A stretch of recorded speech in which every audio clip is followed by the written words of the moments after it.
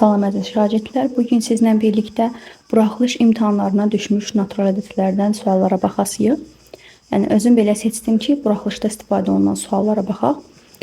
Qeyd edim ki, əgər izahlarım xoşunuza gəlsə, yuxarıda gördüyünüz nömrə ilə əlaqə saxlayaraq dərslərimizə qoşula bilərsiniz. Və bir də, əgər görsəm ki, baxış sayı yaxşıdır, abunə olmuşsunuz, yəni abunə sayı da çoxalıb, onda belə videolar tez-tez gələsidir.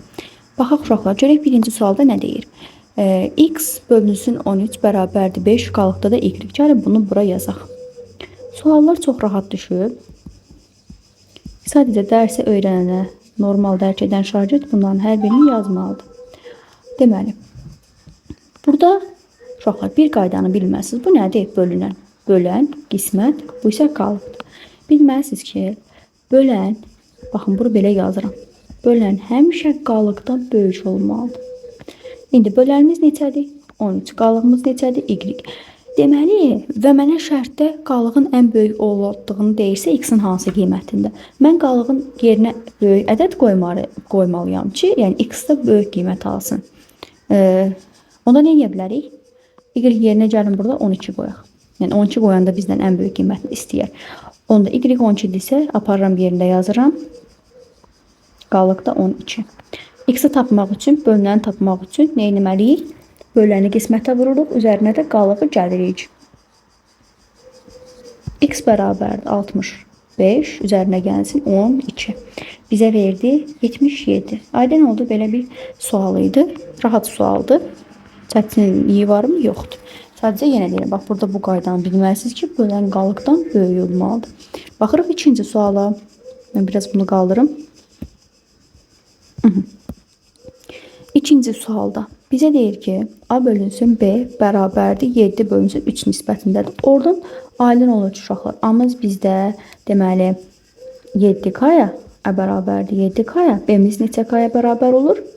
3K-ya. İndi baxın, hələ şərti oxumadan bizə əbobu verib, gəlin bunda yazaq. 5 olduğunu deyir. Baxın.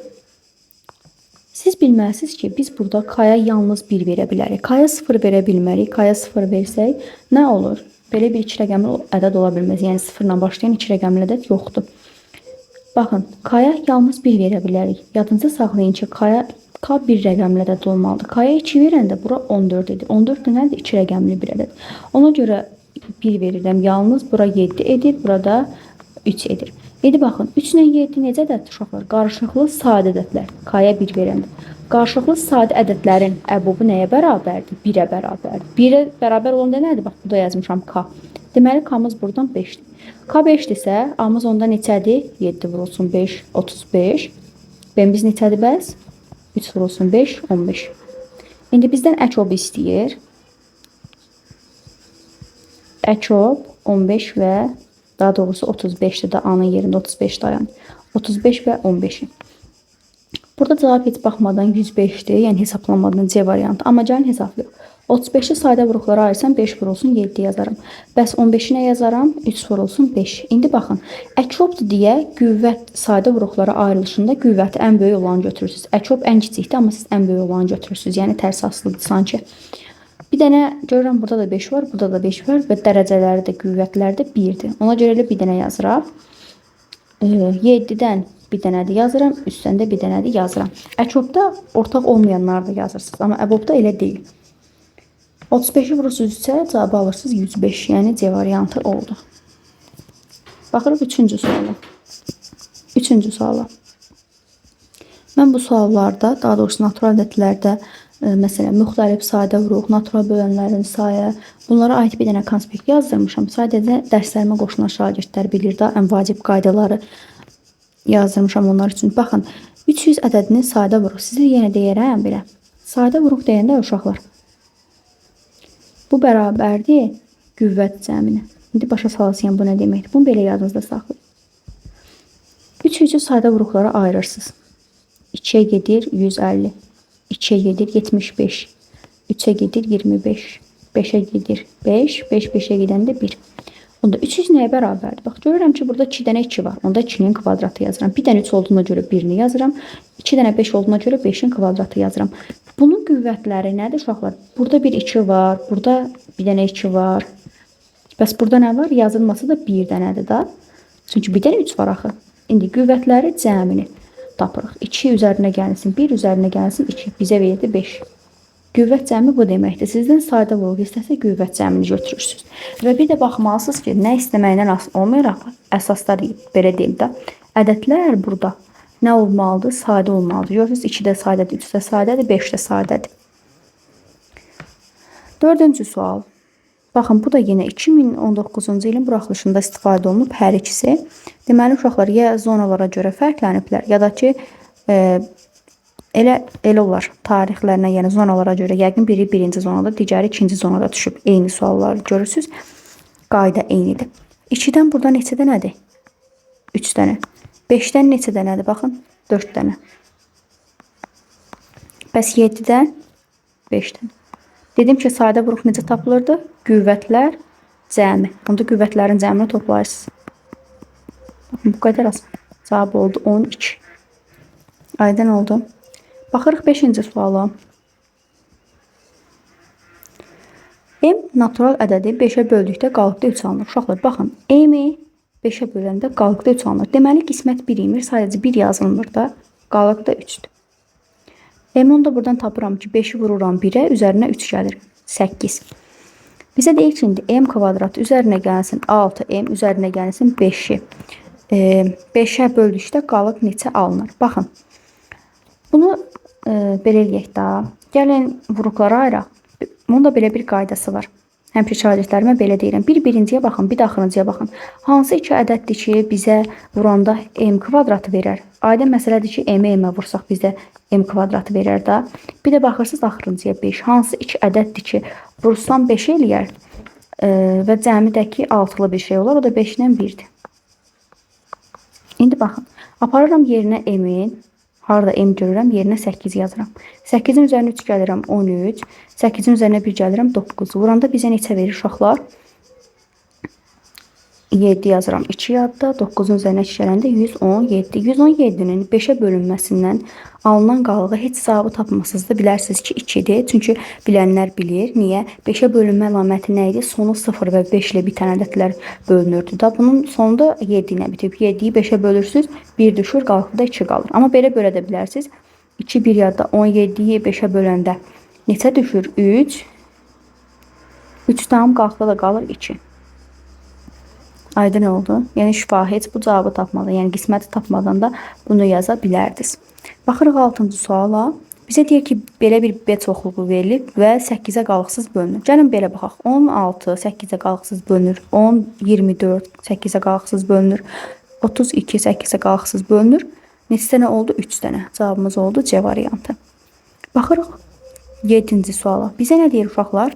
3 rəqəmli ədədlər verilib. Siz bu qaydanı bilməlisiniz. ABC-nin açılışını, bir də BAC-nin açılışını. Onu da belə eləyim. Heç vaxt mən şagirdlərimə düsturları öyrətmirəm. Hardan çıxacağını öyrənin. Baxın, buradan yazıram. A, B, C. Bu hər hansısa bir 3 rəqəmli ədəddir. Burada C nədir? Təklik. B nədir? Onluq. A nədir? Yüzlük. Deməli, burada 100 dənə A var. Onluq olduğuna görə 10 dənə B var. Və bir dənə də C var. İndi yazırsınız. 100A üzərinə gəlsin 10B, üzərinə gəlsin C. Çıxılsın. İndi bunu açırsınız. Burada 100 dənə B olduğuna görə 100B, üzərinə gəlsin 10A, üzərinə gəlsin C. Bərabərdir 360. Bundan sonrası çox asandır. Mənfi mötərizənin içərisində deyəndə, mötərizənin içərisində bütün hədlərin işarəsi dəyişir uşaqlar. Onda mənfi 100B, çıxılsın 10A, çıxılsın C, bərabərdir 360. Və buradan nə görürsünüz? C-lər ixtisar gedir. Baxın, islah olunur daha doğrusu. 100 A-dan A-nı çıxır, 10 A-nı çıxıram, bizə verir 90A. 100 B-dən 10 B-ni çıxıram, bizə verir 90 B. Bərabərdir 360. Hər tərəfi gəlin 90-a bölək. A çıxılsın B, bərabərdir neçə olur? 90-a böləndə 4. İndi sizə deyir ki, A üzərinə gəlsin B cəminin ən böyük qiymətini tapın. Deməli, fərq də ən böyük olmalıdır. Biz hansı iki ədəddən çıxsaq Və burada qeyd edirsiniz və bilməlisiniz ki, A da B də nədir uşaqlar? Bax, A da B də bir rəqəmli ədəddir. Yəni A-nın ən böyük hansı qiyməti olar? A 9 olar, B də 4 olanda ən böyük olar da. Məsələn, ola bilərik 6 çıxılsın 2, bu da bizə 4 verir. Amma ən böyük hansı ədədlər olar? Biri 9 olar, digəri də 5 olar. Cəmini istəyir, 9-un üzərinə 5 gəlirsiniz. 14. 14 də C variantındadır. Baxın, bu qədər asan. Baxırıq 8-ci suala. 8-ci sualda bizə nə deyir? A və B qarşılıqlı sadə ədədlərdir. Uşaqlar, qarşılıqlı sadə ədədlərin əbobu nəyə bərabərdir? Əbobu 1-ə, əkobu isə hasilinə. Baxın, bunu düsturun çıxarışında sizə öyrədəsiyəm indi. Hasilinə.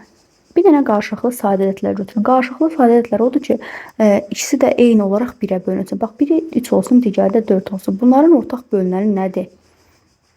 İkisi də 1-ə bölünür elə. Onda mən desəm ki, sizə bunun əkobunu tapın, əkobu 1. Yox, əbobunu tapın desəm, əbobu 1-dir. Çünki ikisi də eyni, əbobdan yadınızda saxlayın. Bax, 2 dənə bu var deyə ikisində də eyni olan. Bu da 1-ə bölünür, bu da 1-ə bölünür. Ona görə əbobu olur 1. Əkobu isə hasilinə bərabər olmalıdır. Bax, buradan çıxır qayda. İndi baxırsınız, əkob AB-nin yerinə nə yazıram? AB üzərinə gəlsin. Əbobun yerinə 1 yazıram. Bölün, əkob yenə nəyə bərabər idi? Aha, aşağıda da var ki, əkob AB. Əkob AB-nin yerinə nə yazıram? Yenə AB çıxılsın 1 bərabərdir 3-ə. Gəlin çarçarpaz vuraq. Onda AB üzərinə gəlsin 1 bərabərdir 3. AB çıxılsın 3. Gəlin 3AB-ni keçirək sol tərəfə. Onda mənfi 2 AB bərabərdir 1-i keçirirəm sağ tərəfə. Mənfi 4. Hər tərəfdə mənfi 2-yə bölsəm AB-ni alıram 2. Hasili yəni alıram 2. Bizdən də elə bunu istəyirdi uşaqlar. Variant oldu A variantı. Sadəcə yenə deyirəm. Siz bilməlisiniz ki, qarşılıqlı sadə ədədlərin əkobu hasilinə, əbobu isə 1-ə bərabərdir. Başa saldım ki, bu düsturda hardan çıxır? 2 dənə qarşılıqlı sadə ədəd götürün, cavabı oradan tapın. Baxırıq 9-cu suala. Uşaqlar, 9-cu sualda siz bir dənə düstur bilməlisiniz. 102-nin kvadratı çıxılsın 63-ün kvadratı bizə nə verir? A kvadratı çıxılsın B kvadratı nə verir? Müxtəsər vurma düsturuna görə bir dəfə həmin ədədlərin fərqini, bir dəfə də həmin ədədlərin cəmini. İndi A-nın yerində burada 102 dayanır, B-nin yerində isə 63 dayanır. Onda 102-dən çıxırsınız 63-ü, bir dəfə də 102-nin üzərinə 63-ü gəlirsiniz. Çıxanda bizə nə verir? 9, 39 verir, eləmi? 39 vurulsun. Bir də toplamalıyıq. 102-nin üzərinə 63 gələndə 165 verir. İndi baxın. Sizə sadə bölən belə istəsə, nəyi bilməlisiniz uşaqlar? Ədədlər sadə olmalıdır. 39 sadə deyil, mürəkkəbdir. 165 sadə deyil, mürəkkəbdir. Deməli, siz bunu sadəyə gətirməlisiniz. 39-u yazaram ki, 3 vurulsun 13. Sadə vuruqları ayrılışında da bunu görürsünüz. 165-i nə yazaram? Bəs uşaqlar, gəlin burada yazaq. 165 deməli 3-ə gedir. Burada nə qalır? 55, 55 5-ə gedir. 11, 11, 11-ə gedəndə 1. Deməli, 3 vurulsun 5, vurulsun 11. Görürsünüz ki, buradan 3-dən 2 dənədir. Onda yazıram 3-ün kvadratı vurulsun 13, vurulsun 5, vurulsun 11. Bizə deyək ki, sadə bölən. Uşaqlar, sadə bölən nədir bəs? Sadə bölən əsasdır. Bax, belə yadınızda saxlayın. Əsaslar. Əsaslar dediyimdə, indi başa salıram. Baxın, əsaslar bunlardır. Neçə dənə əsas var? 1, 2, 3, 4 dənə. Cavab oldu. Deməli, B variantı. Baxırıq 10-cu suala. Bizə deyir ki, 3 ardıcıl natural ədədin cəmi 63-dür. Yenə, məsələn, ardıcıl ədədlər yazın. 2, 3, 4. Düsturu çıxardın da buradan. Baxın, 2-dən 3-ə 1 vahid artır. 3-dən 4-ə 1 vahid artır. Ona görə, məsələn, mən birinə x desəm, digəri 1 vahid artmalıdır. Yəni, x plus 1 olmalıdır. Digəri də 1 vahid artmalıdır. X plus 1-in üzərinə 1 gəlirəm. X plus 2 alır. Onda deməli, burada x plus 2-dir. Gördünüz, düstur necə rahatlıqla çıxartmaq olur. Bərabərdir 63-ə. 3 dənə x var, onda yazıram 3x. 3 var, yazıram, bərabərdir 63-ə. Gəlin 3-ü sağ tərəfə keçirək, tənliyi həll eləyək. 3x bərabərdir 60-a, x-i tapıram ki, x 20-dir. Deməli, ədədlərim 20, 21 və 22-dən ibarətdir.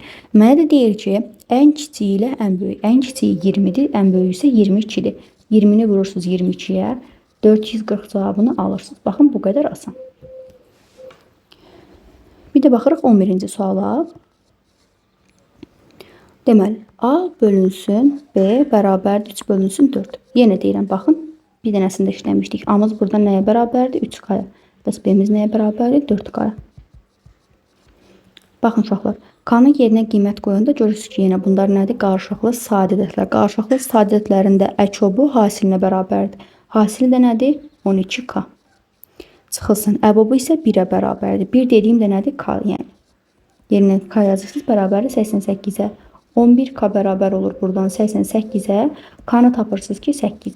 Və həmişə sizə belə ipucu da verə bilərəm. Belə tipli suallarda qarşılıqlı sadə ədədlərdən istifadə eləməlisiniz. Əkobu nəyə bərabərdir, əbobu nəyə bərabərdir? Yəni çox vaxtı misal ona gəlib çıxır.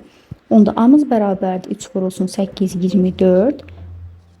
B-miz bərabərdir 4 vurulsun 8, 32. A üzərinə gəlsin, B cəmini istəyir. 24 üzərinə gəlsin 32. Bizə nə verir?